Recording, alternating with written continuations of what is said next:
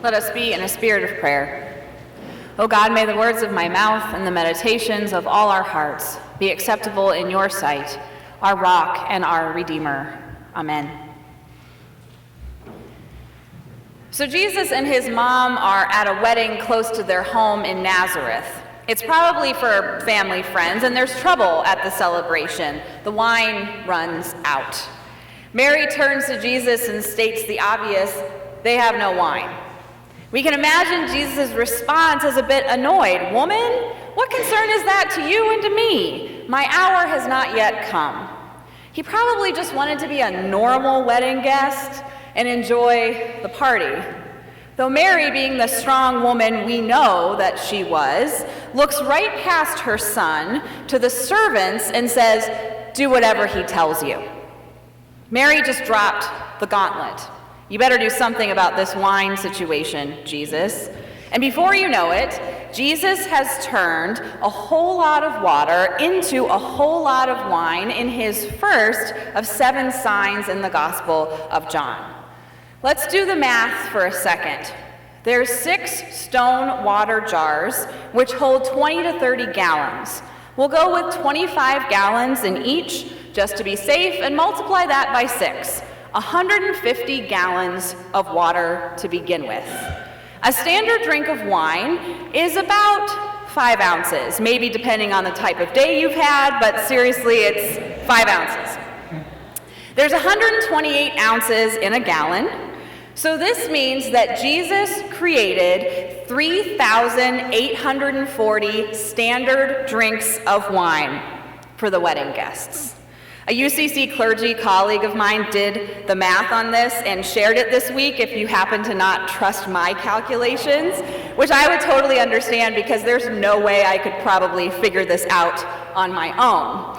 Now, it's helpful to put this miracle into mathematical perspective to get what it's about. There are many miracles in the Gospels that may or may not be literal events. Many of us may have more of a metaphorical interpretation when it comes to biblical miracles, and that's completely okay.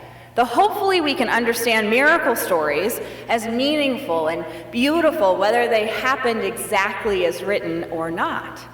The story of Jesus turning 150 gallons of water into 3,840 drinks of wine for wedding guests to keep the party going is an awesome miracle, whether it literally happened or not. What's the deeper point John's trying to convey here? That Jesus' life and teachings are about abundance, generosity, grace, and love. And in the beginning of his own ministry, his mom had to remind Jesus of this. Here's the thing. Hospitality and honor were incredibly important in Jesus' day. When this family ran out of wine at the wedding, it reflected badly on them. Their resources were on display, and clearly their resources didn't go far enough to be the hosts they wanted to be for their guests. Wine was a staple in the Middle Eastern diet, so running out of wine at a wedding was embarrassing. And they probably began to feel like, oh, I'm such a bad host, which could then lead to shame in their cultural context. Now, it was a common trick that you'd put the good wine out in the beginning. And when people had had a few glasses, you'd switch to the cheap stuff. No one would know the difference. Yet they ran out of wine completely. In this miracle, Jesus creates the best of the best wine, overflowing amounts of the best wine. And the overflowing amounts of the best wine is given once the celebration has been underway for a while. Folks would have been so surprised and exhilarated, no one more so than the family who was hosting this wedding. They weren't embarrassed anymore and had no reason to be ashamed. In fact, this wedding may have gone down as one of the best around, because this family would have been viewed as amazing hosts who took such good care of their guests in a way that made everyone feel honored. There was abundance, there was generosity, and the best stuff was served to honor those present. We hear at the end of the passage that Jesus' disciples believed in him after seeing this first sign. Or perhaps a better translation is that they trusted in him. Why? Because with Mary's prodding, Jesus showed empathy for this family's situation of dishonor and provided a superabundance of good wine. That's what makes this a miracle. Jesus was profoundly there for a family who just wanted to be good hosts. It's a story about radical hospitality. Now think about the times in your life when someone was an excellent host. It could have been at a wedding, or it could have been when you were staying at someone's home. It could have been when you just stopped over for tea and conversation. When was someone an excellent host? What made you feel welcomed? What made you feel so appreciated, even loved as a guest in that person's space? Hospitality is at the heart of our Christian faith. In the United Church of Christ, we are a church of radical hospitality, welcoming people into the heart of our church who have sometimes been turned away elsewhere. We are rightly proud that we're a church of firsts. New England Congregationalists were among the first Americans to take a stand against slavery. We are the first Protestant denomination to ordain an African American minister, a woman minister since New Testament times, and an openly gay minister. And we were the first denomination to support same-gender marriage equality back in 2005.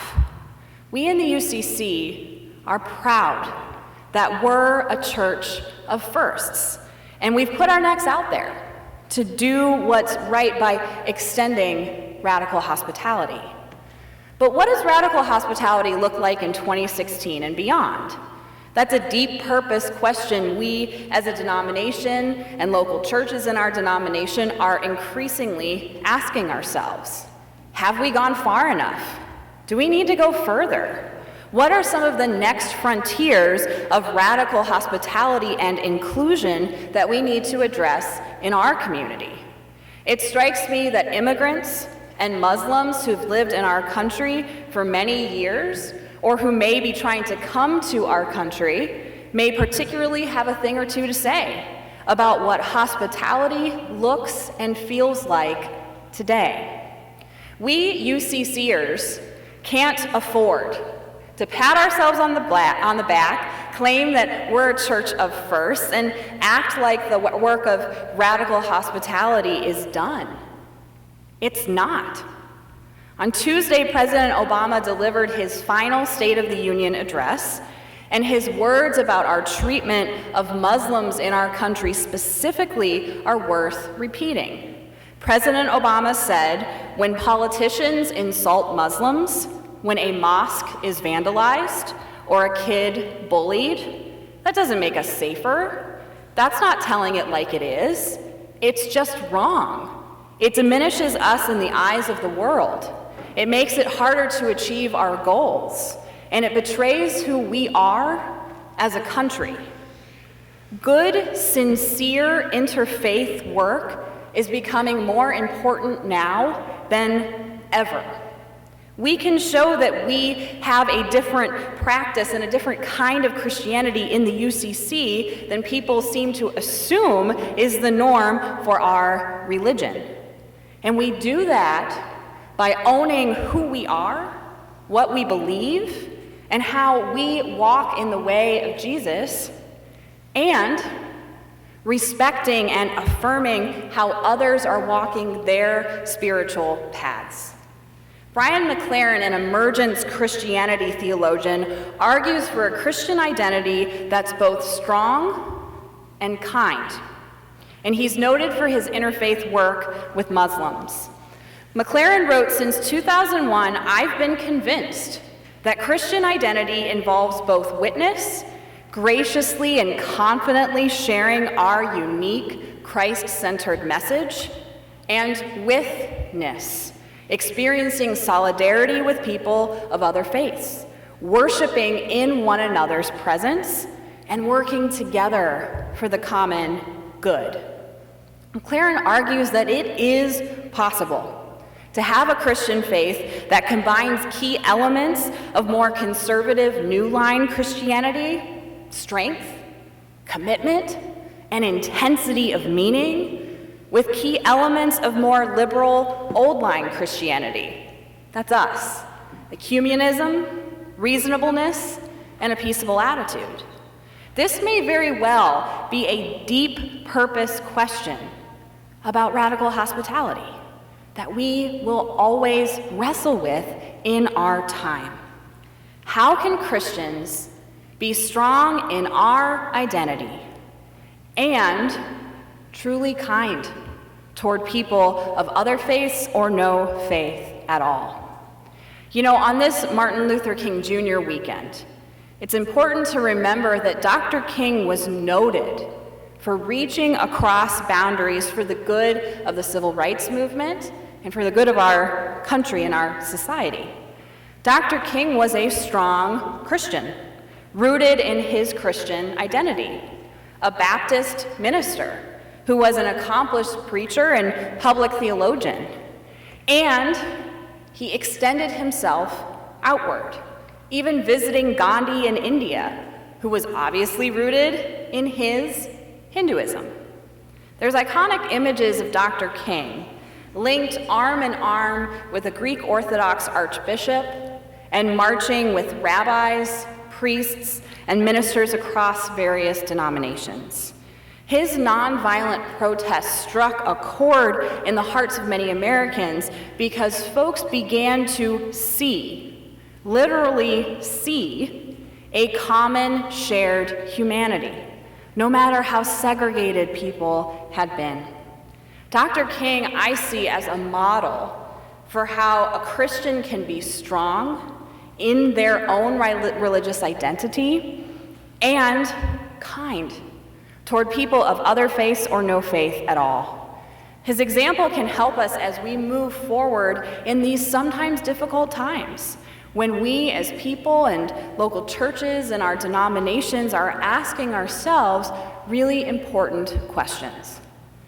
So tomorrow, as I said earlier in this service, beginning at 9 at Grace Chapel, there will be a panel of speakers continuing the conversation on race, featuring our own Sylvia Farrell-Jones.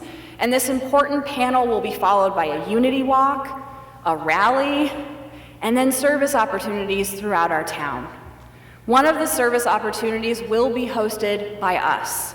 Our Cradles to Crayons pop-up giving factory, organized by Lisa Beam this time around, will be part of our town-wide celebration of Martin Luther King Jr.